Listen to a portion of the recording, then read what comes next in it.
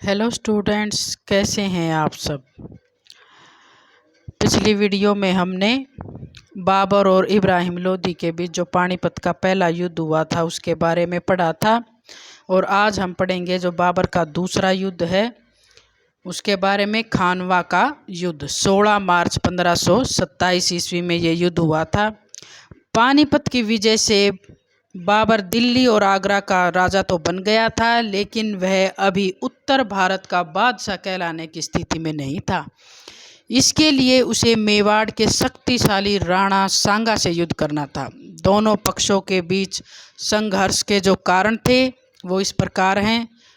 पहला है दोनों शासकों की महत्वाकांक्षाएं। राणा सांगा और बाबर के बीच युद्ध का प्रमुख कारण दोनों की महत्वाकांक्षाएं थी। राणा सांगा का विचार था कि बाबर भी अन्य विदेशी आक्रमणकारियों की तरह लूट मार करके चला जाएगा, लेकिन जब बाबर ने भारत में रहने का निश्चय कर लिया तो सांगा के लिए बाबर से संघर्ष करना अनिवार्य हो गया। दूसरा है दोनों पक्षों द्वारा एक दूसरे पर विश्वासघात का आरोप। इस युद्ध का एक दूसरा कारण बाबर तथा राणा सांगा द्वारा एक दूसरे पर विश्वासघात का आरोप लगाना था। बाबर ने राणा पर वचन भंग का आरोप लगाया कि उसने इब्राहिम लोदी को हराने में उसका सहयोग नहीं दिया, और दूसरी तरफ राणा सांगा का आरोप था कि उसने विजय के बाद कालपी, बियाना और धौलपुर के प्रदेश उसको नहीं दिए और स्वयं अपना अधिकार कर लिया। तीसरा कारण राणा सांगा को अफगानों का समर्थन। राणा सांगा एक विदेश आक्रमणकारी बाबर की तुलना में अफगानों को अच्छा समझता था, इसीलिए उसने आलम खां लोदी को अपने यहाँ शरण दी। इसी प्रकार सिकंदर लोदी का एक पुत्र महमूद लोदी भी मेवाड़ पहुँचा और उसने राणा सांगा से अपील की कि वह उन्हें उनका अधिकार वापस दिलाने में मदद करे। मेवात का सरदार हसन खां मेवाती ने भी बाबर की अधीनता स्वीकार करते हुए राणा सांगा के साथ गठबंधन किया। अगला है धार्मिक एवं सांस्कृतिक मतभेद। राणा सांगा स्वयं को हिंदू धर्म एवं संस्कृति का संरक्षक मानता था तथा हिंदुओं की रक्षा करना अपना कर्तव्य समझता था। उन्होंने एक विदेशी एवं विधर्मी का विरोध करना उचित समझा। पांचवा, राणा सांगा द्वारा बयाना पर अधिकार। राणा सांगा ने सामाजिक दृष्टि से महत्वपूर्ण दुर्ग बयाना पर पूरी शक्ति के साथ आक्रमण कर दिया। जो बयाना का किला था उस पर राणा सांगा ने आक्रमण कर दिया। राणा को डर था कि कहीं बाबर बयाना पर अधिकार करके सीधे राजपुताना में प्रवेश न कर जाए। पानीपत के युद्ध के बाद से ही दोनों पक्षों ने सैनिक तैयारियां शुरू कर दी थी। राणा सांगा ने लगभग सभी राजपूत राजाओं को सहायता के लिए आमंत्रित किया तथा अनेक राजपूत राजाओं व कुछ अफगान भी उसके साथ आ गए। युद्ध की घटना। मार्च 1527 ईस्वी में राजपूत तथा मुगल सेनाओं ने खानवा नामक स्थान पर डेरे डाले। बाबर ने पानीपत के युद्ध के तरह ही अपनी व्यूह रचना की। फर्क इतना था कि इस बार गाड़ियों को चमड़े के रस्सों की बजाय लोहे की जंजीरों से बांध दिया गया। दूसरा, तोपों को पहिएदार तिपाहियों पर रखा गया ताकि वे आगे पीछे हो सकें। बाबर ने सेना के बीच का भाग, हुमायूं ने दाहिने हिस्से का तथा मेहंदी ख्वाजा ने बाएं बाजू का संचालन किया। 16 मार्च 1527 ईस्वी को लगभग 9 बजे युद्ध शुरू हुआ। शुरुआत में राजपूतों के भयंकर आक्रमण की वजह से मुगल सेना के पैर उखड़ने लगे, लेकिन जल्दी ही मुगलों की घुड़सवार सेना व तोपों के आक्रमण से राजपूतों की सेना में भगदड़ मच गई। अंतिम प्रहार इतना भयंकर था कि मुगल पक्ष अपने घेरे को छोड़कर बाबर के सामने आ पहुंचा तथा बाईं ओर से राजपूत बढ़ते चले आ रहे थे। मौत का डर न खाने वाले राजपूतों पर मुगल तोपखाना भारी पड़ा और इसी समय राणा सांगा को एक तीर लग जाने से वह बेहोश हो गया तथा उसे युद्ध क्षेत्र से हटना पड़ा। इस खबर से राजपूतों का मनोबल टूट गया और वह इसी समय रायसीन का शासक सिलहदी भी बाबर के साथ आ मिला। उसके दल बदलने और राणा के घायल होने से युद्ध का पासा पलट गया और बाबर युद्ध में जीत गया। अपमानित तथा घायल राणा की जनवरी 1528 ईस्वी में मृत्यु हो गई। बाबर ने अपने विजय चिन्ह के रूप में राजपूतों के सिरों पर एक स्तूप बनवाया और गाजी की उपाधि धारण की। भारत के इतिहास में खानवा का युद्ध स्मरणीय युद्धों में से एक था, याद रखे जाने वाले युद्धों में से एक था। सैनिक दृष्टि से यह युद्ध निर्णायक सिद्ध हुआ। इस युद्ध में बाबर ने राजपूतों व अफगानों की संयुक्त सेना को हराया था और इस युद्ध के द्वारा बाबर ने पानीपत के जिस कार्य की शुरुआत की थी वह पूरा हो गया। इस युद्ध के जो परिणाम निकले वो इस प्रकार हैं। पहला है राजपूत प्रभुत्व की स्थापना के खतरे का अंत। इस युद्ध में उत्तर भारत से राजपूतों का प्रभाव समाप्त हो गया। राणा सांगा के नेतृत्व में पिछले 10 वर्षों से राजपूतों का संगठन लगातार शक्तिशाली होता जा रहा था। दिल्ली, गुजरात व मालवा के मुस्लिम शासक अपने अस्तित्व की रक्षा के लिए चिंतित थे। सांगा की हार ने राजपूतों से उत्पन्न इस खतरे का अंत कर दिया। दूसरा, राजपूतों का विदेशी राज को मिटाने का स्वप्न समाप्त होना। इस युद्ध के जो राजनीतिक परिणाम भी काफ़ी महत्वपूर्ण रहे। राणा सांगा के नेतृत्व में राजपूत भारत से विदेशी राज को समाप्त करने का सपना देख रहे थे, लेकिन खानवा के युद्ध में राजपूत शक्ति को जबरदस्त धक्का लगा। तीसरा है बाबर का राज्य सुरक्षित हो जाना। खानवा के युद्ध ने बाबर के भारत पर अधिकार को सुरक्षित कर दिया था। अब उसके देश विदेश फिरने की आवश्यकता समाप्त हो गई थी। अब उसे केवल भारत में स्थापित अपने राज्य की सीमा बढ़ाने और विद्रोहियों का दमन करने के लिए ही लड़ना था, न कि राज्य को बचाने के लिए। अगला परिणाम है बाबर की गतिविधियों का केंद्र भारत बनना। खानवा के बाद बाबर की गतिविधियों का केंद्र निश्चित रूप से काबुल से हटकर भारत हो गया। उसने यह महसूस किया कि अब भारतीय राज्य की व्यवस्था का संचालन काबुल से नहीं किया जा सकता। इसीलिए उसने अपने जीवन का शेष समय भारत में बिताने का निश्चय किया। अगला परिणाम राजपूत सैन्य शक्ति को आघात। पानीपत के युद्ध ने जहां अफगानों की शक्ति को नष्ट किया था, वहीं खानवा की लड़ाई ने राजपूतों के संग को चकनाचूर कर दिया। वह राजपूत सैन्य शक्ति कुचल दी गई। अब है राजपूतों की हार के कारण। पहला है बाबर का कुशल सेनापतित्व। दूसरा, बाबर का व्यक्तित्व। तीसरा, तोपखाने का प्रयोग। चौथा है बाबर का कुशल सैनिक संगठन। पांचवा, राणा सांगा का युद्ध में घायल होना। और छठा है बाबर को तैयारी के लिए पर्याप्त समय मिल जाना। राणा सांगा को बयाना के दुर्ग पर अधिकार करने के बाद तुरंत बाबर पर आक्रमण करना चाहिए था, लेकिन सांगा ने ऐसा न करके भारी भूल की। इससे बाबर को युद्ध की तैयारी करने का बहुत सा अवसर मिल गया। अब अगला है चंदेरी का युद्ध। 29 जनवरी 1528 ईस्वी में खानवा के युद्ध के बाद बाबर ने चंदेरी पर अधिकार करने की कोशिश की। चंदेरी का राज्य मालवा तथा बुंदेलखंड की सीमा पर था। चंदेरी व्यापार की दृष्टि से महत्वपूर्ण था। मालवा तथा उत्तर भारत की सड़कें चंदेरी से गुजरती थी। चंदेरी पर अधिकार करके बाबर गंगा यमुना के दोआब व राजपुताना पर नज़र रख सकता था। चंदेरी का शासक उस समय मेदिनी राय था। मेदिनी राय ने खानवा के युद्ध में राणा सांगा की तरफ से भाग लिया था, इसीलिए उसे हराना बाबर के लिए जरूरी था।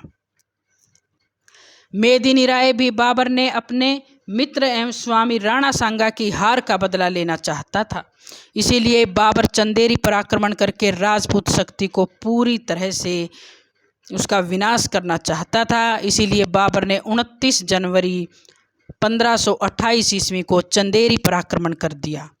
दुर्ग रक्षकों ने, जो किले के रक्षक थे, उन्हें अधिक समय तक स्थिति का सामना करने की स्थिति का अनुभव करके अपनी स्त्रियों को मौत के घाट उतार दिया तथा नंगी तलवार लेकर शत्रु पर टूट पड़े।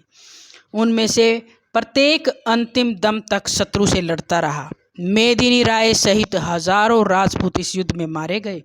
बाबर ने युद्ध के बाद राजपूतों के सिरों की मीनार बनवाई तथा इस युद्ध को भी जिहाद घोषित कर दिया। अगला युद्ध है घाघरा का युद्ध, 6 मई 1529। हालांकि बाबर ने अफगानों की शक्ति नष्ट कर दी थी, लेकिन पूर्व भारत में अफगानों ने महमूद लोदी के नेतृत्व में दोबारा से अपनी शक्ति को बढ़ाना शुरू कर दिया था। खानवा के युद्ध में राणा सांगा की हार के बाद महमूद लोदी भागकर बिहार आ गया था। उसने एक विशाल सेना इकट्ठी कर ली थी, जिसकी संख्या 1 लाख के आसपास थी। इस सेना के बल पर वह बनारस की तरफ बढ़ा तथा आगे बढ़कर चुनार तक आ गया। उसने चुनार के किले का घेरा डाला, लेकिन ज्यों ही बाबर उसकी तरफ बढ़ा, अफगान लोग डर गए। उन्होंने घेरा उठा लिया और पीछे हट गए। बाबर ने उनका पीछा किया तथा बंगाल तक उन्हें भगा दिया। अफगानों के विद्रोह को पूरी तरह से कुचलने के मकसद से बाबर ने उनसे युद्ध करने का निश्चय किया।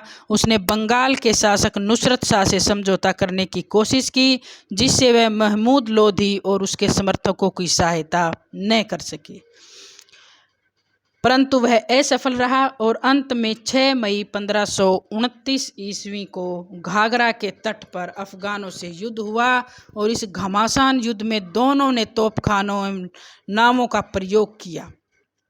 अफगान लोग हार गए। नुसरत शाह ने बाबर से संधि कर ली, जिसके अनुसार दोनों दलों ने एक दूसरे की सर्वोच्च सत्ता का आदर किया तथा नुसरत शाह ने बाबर के शत्रुओं को शरण न देने का वचन दिया। घाघरा का युद्ध बाबर का अंतिम महत्वपूर्ण युद्ध था। इस युद्ध के परिणाम स्वरूप वह बिहार का शासक बन गया। लगभग 4 वर्ष के शासनकाल के दौरान 1526 से 30 ईस्वी तक बाबर ने 4 बड़ी लड़ाइयाँ, पानीपत की लड़ाई, खानवा की, चंदेरी और घाघरा, इन सब के द्वारा भारत के एक विशाल भूभाग पर अपना अधिकार कर लिया था और भारत में मुगल साम्राज्य की नींव रखी। लगातार युद्धों एवं इधर उधर भटकते रहने के कारण और ज़्यादा शराब पीने के कारण बाबर का स्वास्थ्य लगातार गिरता जा रहा था। बाबर अपनी युवावस्था में काफ़ी शक्तिशाली था, लेकिन अब उसके अंतिम दिन आ गए थे। धीरे धीरे बाबर का स्वास्थ्य बिगड़ता गया और अंत में 26 दिसंबर 1530 ईस्वी को बाबर की मृत्यु हो गई। बाबर की मृत्यु के बाद उसका शव आगरा के आराम बाग में रख दिया गया तथा बाबर की इच्छा अनुसार उसके शव को वहां से काबुल ले जाया गया तथा वहां एक पहाड़ी के पास सुंदर स्थान पर उसे दफना दिया गया। तो इस तरह से बच्चों 26 दिसंबर 1530 ईस्वी को बाबर की मृत्यु हो गई। अब है बाबर का चरित्र और उसका मूल्यांकन। बाबर का चरित्र एक व्यक्ति के रूप में बाबर का चरित्र बहुत ही सराहनीय था। शारीरिक दृष्टि से वह बहुत बलवान था तथा अपने दोनों बगलों में 2 आदमियों को दबाकर सरलता से किले की दीवार पर दौड़ सकता था। उसका कद मंझला, रंग गोरा, मुंह गोल तथा आंखें तेज थी। अपने बचपन से ही वह अपने पिता का आज्ञाकारी और कर्तव्यपरायण पुत्र था। अपने स्वर्गवासी पिता के प्रति भी उसके दिल में बहुत प्रेम और श्रद्धा थी। वह अपनी माँ, दादी और नानी को बहुत ज़्यादा प्यार करता था। हालांकि उसने अनेक विवाह किए थे, परंतु वह अपनी सभी पत्नियों के प्रति अनुरक्त था और बहुत अच्छा मित्र था। अपने बचपन के साथियों की मृत्यु पर वह बहुत रोया था। वह शराब का शौकीन था तथा कभी कभी बहुत अधिक भी पी लेता था, लेकिन अपने बेटे हुमायूं की तरह वह नशे का गुलाम कभी नहीं बना। वह अफीम का भी आदी था, लेकिन वह ऐश और आराम और विलासिता का गुलाम नहीं था। स्वभाव से वह बड़ा साहसिक था। भारतवर्ष में गंगा को छोड़कर उसके रास्ते में पड़ने वाली सभी नदियों को उसने तैर कर पार किया था। विद्वान के रूप में बाबर एक महान सेनानायक ही नहीं बल्कि एक विद्वान, साहित्यकार और कला प्रेमी था। वह प्रकृति का पुजारी था तथा व्यक्ति और जीवन के बहुरंगी रूपों को समझने में निपुण था। बाबर के इस प्रकृति प्रेम के कारण ही उसने भारत में स्थान स्थान पर अनेक बाग लगवाए। उसकी प्रसिद्धि आत्मकथा बाबरनामा ने उसे अमरत्व प्रदान कर दिया। उसका दीवान कविता संग्रह काव्य कला का एक सुंदर उदाहरण है। तुर्की कविता की रचना करने में अमीर अली शेर को छोड़कर अन्य कोई बाबर की तुलना नहीं कर सकता। धार्मिक विचार। धार्मिक दृष्टि से बाबर एक कट्टर सुन्नी मुसलमान था, लेकिन अन्य सुन्नी धर्मावलंबियों की तरह वह गैर मुसलमानों को सताना अपना कर्तव्य नहीं समझता था। ईश्वर के प्रति उसका अटूट विश्वास था। वह कहता था कि ईश्वर की इच्छा के बिना कुछ भी नहीं हो सकता। उसकी शरण में रहकर ही हमें आगे बढ़ना चाहिए। लेकिन भारत में बाबर ने धार्मिक उदारता और सहिष्णुता का परिचय नहीं दिया। उसने राणा सांगा और चंदेरी के मेदिनी राय के विरुद्ध युद्धों को जिहाद का नाम दिया तथा विजय के बाद राजपूतों के सिरों की मीनार बनवाकर उसने गाजी की उपाधि धारण की। सैनिक व सेना नायक के रूप में बाबर एक जन्मजात सैनिक था। उसका सारा जीवन अनेक युद्धों को लड़ने में बीता। वह एक प्रशंसनीय घुड़सवार, अच्छा निशानेबाज, कुशल तलवारबाज और एक कुशल शिकारी था। सेनापति के रूप में बाबर को अनेक प्रकार के युद्धों के तौर तरीकों का अनुभव था। उसने मध्य एशिया में लड़ते हुए अनेक युद्ध के तरीके सीखे थे। बाबर एक उच्च कोटि का सेनापति बन सका था। शासक तथा कूटनीतिज्ञ के रूप में एक शासक के रूप में बाबर अपने साम्राज्य में शांति की व्यवस्था स्थापित की। उसने मुख्य रास्तों की सुरक्षा करवाई। वह अपनी प्रजा की सुख सुविधाओं का पूरा ध्यान रखता था। भारत में उसके द्वारा प्राप्त सफलता उसकी कूटनीति का ही परिणाम थी। शासन प्रबंधक के रूप में बाबर ने एक सेना नायक और विजेता के रूप में जितनी सफलता प्राप्त की, एक प्रशासक के रूप में वह ऐसा नहीं कर पाया। विद्वानों का मानना है कि उसमें रचनात्मक बुद्धि का अभाव था। इसी वजह से उसने भारत में पुरानी व्यवस्था में कोई परिवर्तन नहीं किया। धन संबंधी मामलों में भी वह लापरवाह था।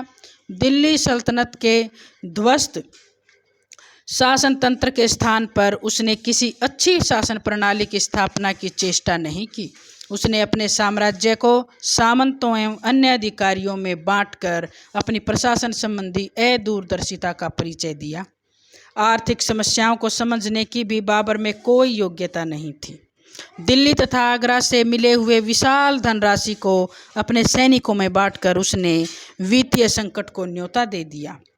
वित्तीय व्यवस्था को सुधारने के लिए बाद में उसे अनेक अन्य कर लगाने पड़े, फिर भी आर्थिक संकट बरकरार रहा।